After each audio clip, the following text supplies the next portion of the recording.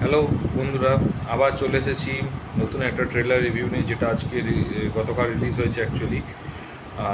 সিনেমার নাম হচ্ছে বহুরূপ, আকাশ মালাকার ডিরেকশনের।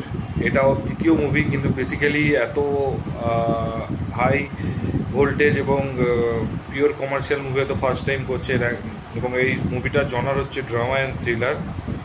সিনেমার অভিনয় করেছে সোহম চক্রবর্তী, ইদিকা পাল এবং কমলেশ্বর মুখার্জি। কমলেশ্বর মুখার্জি আমরা সবাই জানে, যে হচ্ছে আমাজন অভিযান, চাঁদের পাহাড়ের মতো সিনেমা দেবের সাথে করেছিল। এবং ইদিকা পাল এখন রিসেন্ট টাইমসে খুব পপুলার একটা অ্যাক্ট্রেস হয়েছে।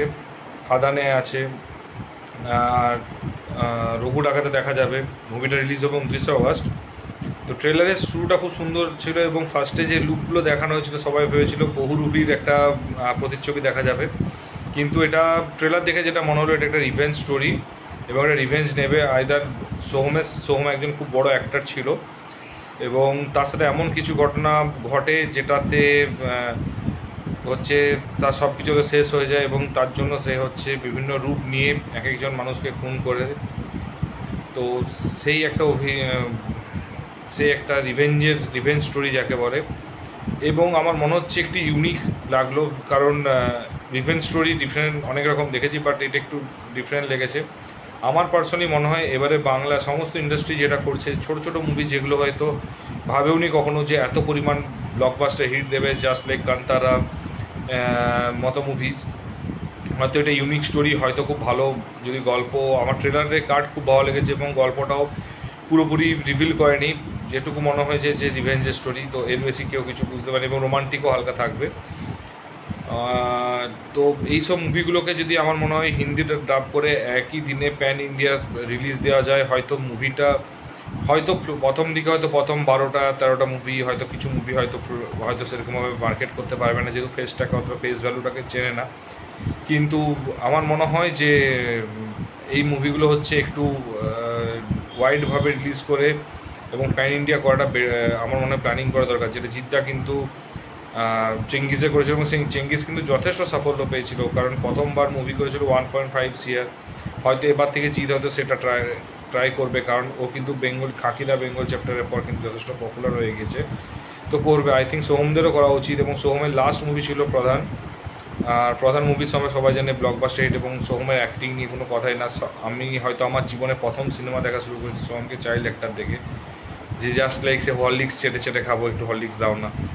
তো আমার মনে হয় এই জিনিসটা হচ্ছে প্যান ইন্ডিয়া হওয়া দরকার, এবং অ্যাক্টিং নিয়ে ফার্স্টেই বলবো যে খুব সুন্দর একটা অ্যাক্টিং লেগেছে সোহমের, খুব সুন্দর। সোহমের অ্যাক্টিং নিয়ে কোনো দিনই কোনো কারো ডাউট থাকেনি, মানে এর আগে অমানুষ সিনেমাতে কেউ যদি দেখে থাকে বা বোঝে না, সে বোঝে না।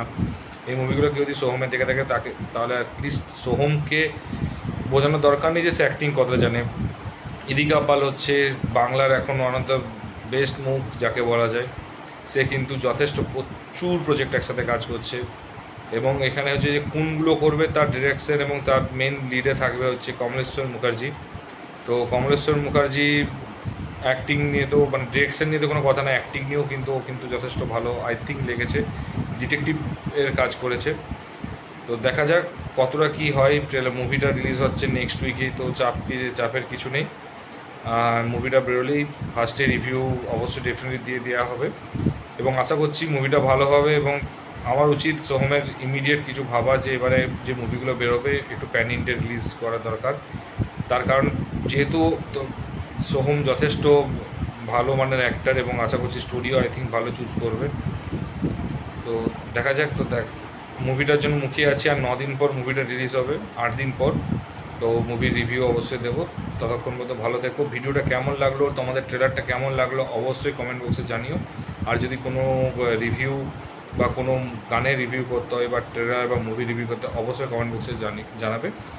আর ভিডিওটা ভালো লাগলে লাইক, শেয়ার এবং কমেন্ট করে দিও। আর চ্যানেলে নতুন হলে অবশ্যই কিন্তু চ্যানেলটা সাবস্ক্রাইব করো। ততক্ষণ পর্যন্ত ভালো থেকো। আবার দেখা হচ্ছে পরের ভিডিওতে। Bye bye.